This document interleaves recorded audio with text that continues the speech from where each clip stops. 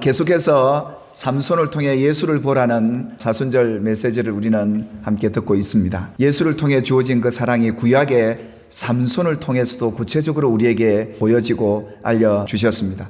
그래서 오늘 그 두 번째 시간으로 삼손의 결혼, 구원의 통로라는 제목으로 여러분에게 말씀을 드리겠는데요. 하나님께서 당신의 백성들을 구원하실 때 참 놀라운 일을 행하십니다. 여러분의 개인의 문제를 봐도 그렇습니다. 여러분이 구원받아 지금 이 앉아 계신 것이 기적 중에 기적 아니겠습니까? 하나님이 얼마나 많은 사람들을 우리에게 붙여주셨고 또 하나님이 우리의 삶 가운데 얼마나 많은 기적과 은혜들을 나타내셔서 여러분이 이 자리까지 오게 하셨을까요? 뿐만이 아니라 여러분이 천국 갈 때까지 그 구원의 역사는 계속된다는 것을 믿으시기를 주님의 이름으로 축복합니다. 이처럼 하나님의 백성을 구원하신 하나님의 그 구원의 역사는 기이한 일이고 경이로운 일이 아닐 수가 없었던 것이죠. 또한 이 삼손을 통해서 이스라엘 백성들을 구원해 내시는데요. 그 대적 블레셋의 손에서 어떻게 구원해 내시는지 오늘 그 얘기가 오늘 저와 여러분의 얘기임을 믿고 오늘 그 구원의 은총을 받아 누리는 저와 여러분이 되기를 주님의 이름으로 축복합니다. 사사기 삼손에서 나타난 하나님은 기묘자 하나님이셨습니다. 그 하나님이 당신의 백성을 구원해 내신다라는 그 메시지가 계속 거르고 있죠. 삼손의 탄생에서부터 마지막 그 죽음에 이르기까지 하나님이 행하신 그 모든 일들을 우리가 보게 됩니다. 여러분 아시는 것처럼 요셉 형제의 미움을 받습니다. 구덩이에 빠져 죽을 뻔도 했고 애굽의 노예로 달려갑니다. 거기서도 억울한 일 만나 감옥에도 갇힙니다. 그가 애굽의 총리가 되고 형제들을 만났을 때야 깨닫습니다. 나를 하나님께서 당신들 앞서서 이 애굽에 보낸 이 일, 당신들이 판 이 일, 하나님이 우리 백성, 우리 형제의 생명을 구원하려 하시려고 나를 이렇게 보내셨나이다. 그 고백을 해요.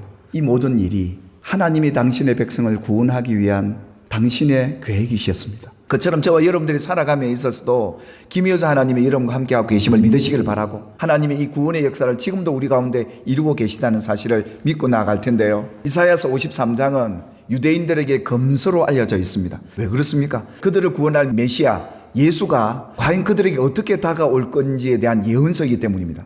우리 그리스도인들에게 구원을 받은 백성들에게 우리의 구원이 어떻게 이루어지는가에 대한 예언서로서 가장 중요한 내용이 이 이사야서 53장에 있는데요. 사람들이 믿지를 않는 겁니다. 예수가 어디로부터 나오는지도 알지 못하고요. 사람들에게 흠모할 만한 아름다운 것도 없는 그런 부분으로 우리에게 다가올 것이다 말씀을 하고요. 멸시를 받고 사람들에게 버림을 받고 강고도 많이 겪어 질고를 아는 그런 분으로 이 땅에 오시게 되는데 어느 누구도 우리의 구원자 예수를 귀히 여기지 않게 될 것이다. 하나님이 구원의 역사를 이룰 때도 바로 이랬던 겁니다. 그뿐 아니죠. 우리를 구원하러 오신 그분이 슬픔도 당하고 징계도 받고 채찍도 맞고 이 모든 일을 당함에 있어서 많은 사람들이 생각하기를 그는 하나님께 벌을 받아서 이렇게 고난당하고 저렇게 죽는구나. 지금도 유대인들도 모르고 믿지 않는 불신자들도 모르는 이 사실, 이 구원의 하나님이 하시는 일을 누가 과연 깨닫겠습니까? 이렇게 기이한 구원의 역사를 하나님이 계획하셨던 것 바로 그 예수였습니다. 이처럼 이 삼손의 역사도 마찬가지였습니다. 여러분이 읽으셨던 이 삼손의 결혼에 대한 얘기가 나오는데요. 태어날 때부터 죽을 때까지 그는 나실인이다. 구별된 사람이다. 하나님의 뜻을 이루기 위해서 이 땅에 온 사람이다 라고 하나님이 명했고 모든 이웃과 가족들이 알고 있는 사실이었습니다. 그런데 이 삼손이 블레셋 사람들 딸 중에 한 여자를 보고 좋아하게 됩니다. 그러면서 그 부모님에게 그러죠. 딥나에 있는 저 여인과 결혼을 해야 되겠습니다. 삼손이 이방 여인이 좋아서 결혼을 하고자 했던 것일까요? 13장 25절에 보니까 이 삼손이 이제 자라서 성년이 되었을 때 여호와의 영이 그를 움직이기 시작을 합니다. 그러니까 이 이방 여인과 결혼하는 것이 삼손의 자기 스스로 난 생각이나 이방 여인을 사랑해서 가졌던 그런 생각이 아니라 하나님의 영에 이끌려서 그 생각과 그 마음을 갖고 결혼을 계획하고 준비했던 이 사건임을 성경은 우리에게 말씀을 하고 있는 것이죠. 그러니까 다 놀랐던 것이죠. 자기 부모들도 볼 때 너는 나실인이 아니냐. 그리고 하나님의 법에 절대 이방 여인과 결혼할 수 없는데 도무지 이해가 되지 않았던 것이죠. 이 삼손이 왜 이렇게 결혼을 하고 싶었던 것일까요? 그 이유가 4절 하반절에 나오죠. 이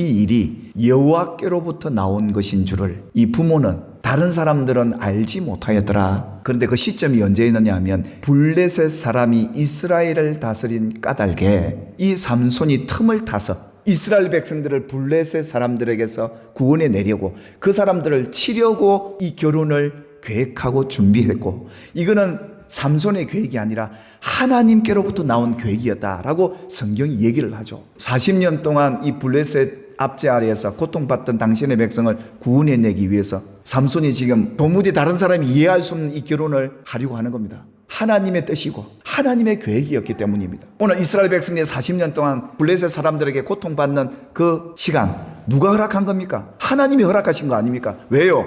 그들이 범죄한 것 때문에요. 이제는 이 백성들이 40년 동안 고난을 받았던 이 삶에서 구출해 내시려고, 자유를 주시려고 하나님이 이 계획을 실행하고 계셨던 것이죠. 그래서 이 삼손이 그 부모와 함께 딥나로 내려갑니다. 근데 누구를 만나느냐 하면 사자를 만나는데 그것도 젊은 사자입니다. 이 젊은 사자가 삼손을 보고 크게 소리를 지르고 잡아먹으려고 나타나게 되는데요. 그때 여호와의 영이 삼손에게 임하게 됩니다. 강하게 임하게 되죠. 그러니 이 삼손이 맨손으로 이 사자를 갈기갈기 찢어서 죽이게 되게 되는데, 그가 행한 이 일을 알리지 않습니다. 하나님이 계획한 당신의 백성의 구원의 역사를 드러나게 된다면 이 계획이 숲으로 갈 수가 있기 때문에 하나님이 이렇게 치밀하게 계획을 세우고 삼손의 입을 딱 막게 합니다. 결혼하려고 처갓집을 찾아갔는데 이 여자도 보니까 마음에 들었던 것 같습니다. 그런데 얼마 후에 이제 다시 삼손이 그 여자를 맞이하려고 가다가 보니까 이전에 가서 죽였던 그 사자의 몸에서 파리가 날리고 냄새가 나고 이런 모습이 보여야 되는데, 그 죽은 사자의 몸에서 벌떼가 윙윙윙윙 날아다니고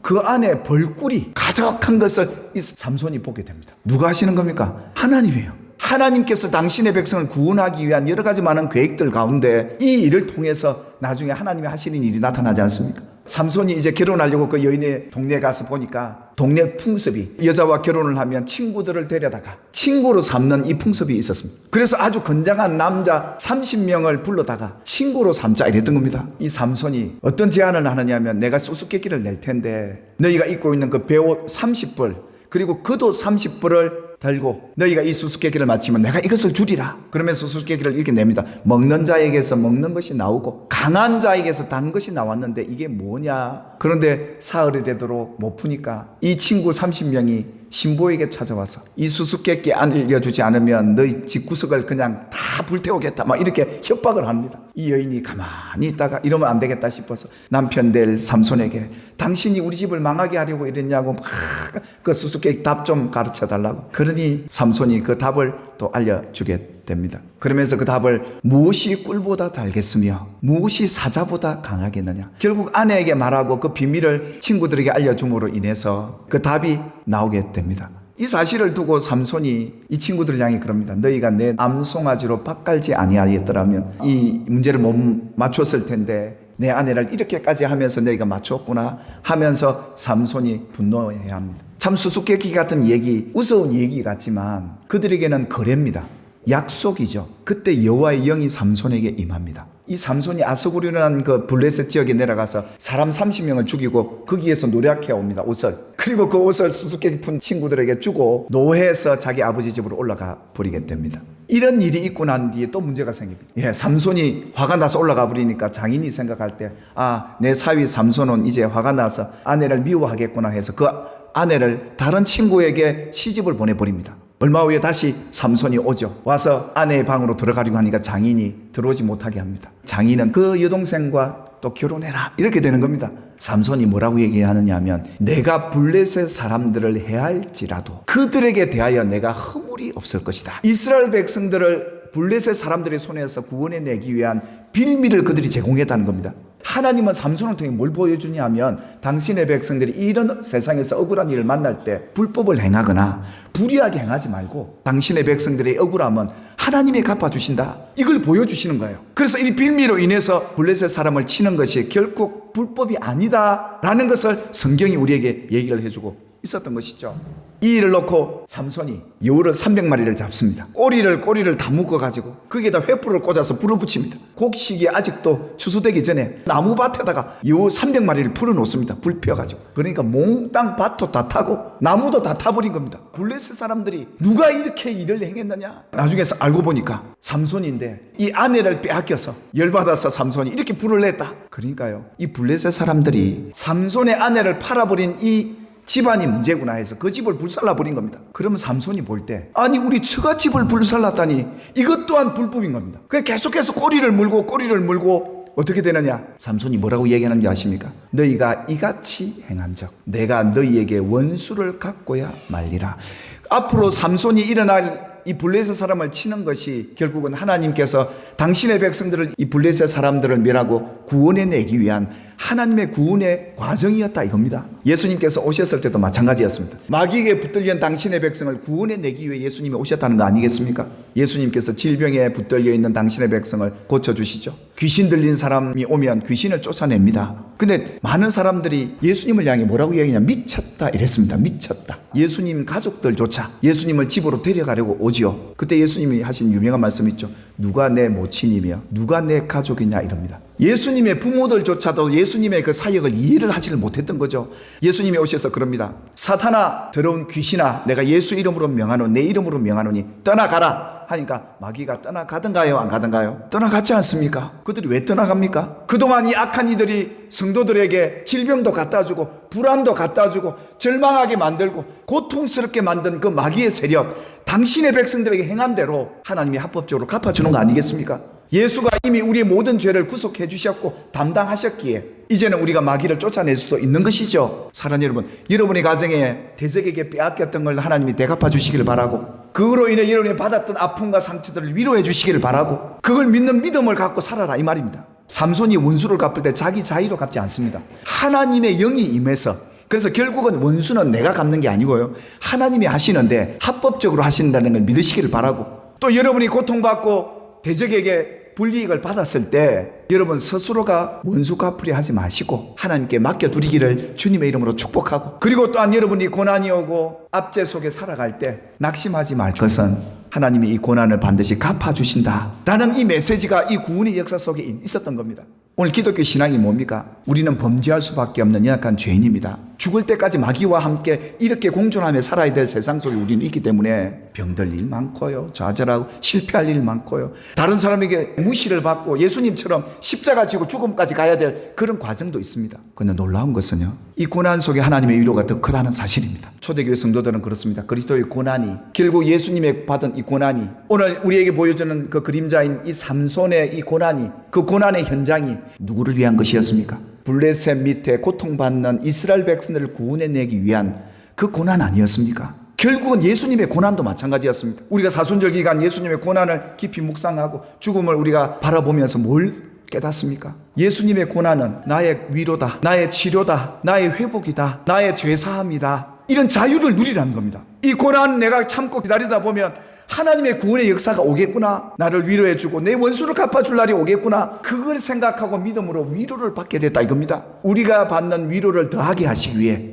할렐루야, 이것이 넘치도록 하기 위해 당신이 이렇게 사람들에게 수모도 당하고 채찍도 맞으시고 피 한 방울 물 한 방울 다 쏟으시기만 그 고통 가운데 마지막 죽으시기까지, 결국은 사순절 기간은 하나님의 풍성한 사랑과 위로를 누리는 기간입니다. 이 구원의 역사를 우리가 생각하면서 말이죠. 그래서 사도 바울은 그럽니다. 이제는 그 그리스도 고난을 내 몸된 교회를 위하여 내 육체에 채우노라. 여러분이 그리스도와 함께 받는 이 고난이야말로 하나님이 여러분에게 주실 상이요, 영광이요, 위로임을 믿고 오히려 기뻐하시는 시간이 되기를 주님의 이름으로 축복합니다. 그래서 예수를 믿는 사람들은요, 항상 기뻐하는 이유가 바로 이거예요. 오늘 저와 여러분들의 그리스도인 남은 이 고난이 우리 몸된 교회 하나님의 나라를 위해 여러분의 육체에 채워가는 복된 기간이 되기를 주님의 이름으로 축복합니다. 기도하겠습니다.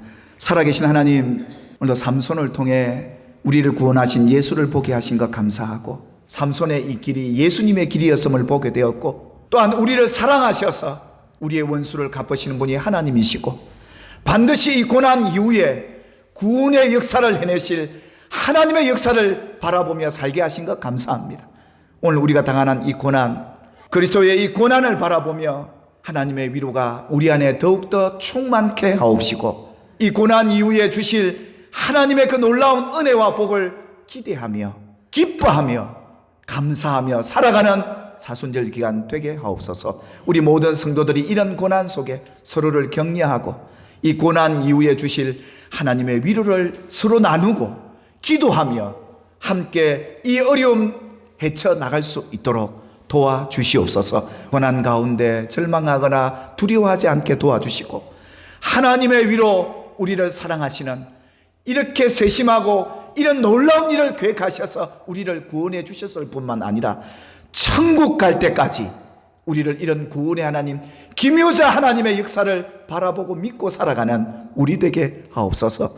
예수님의 이름으로 기도 올리옵나이다. 아멘.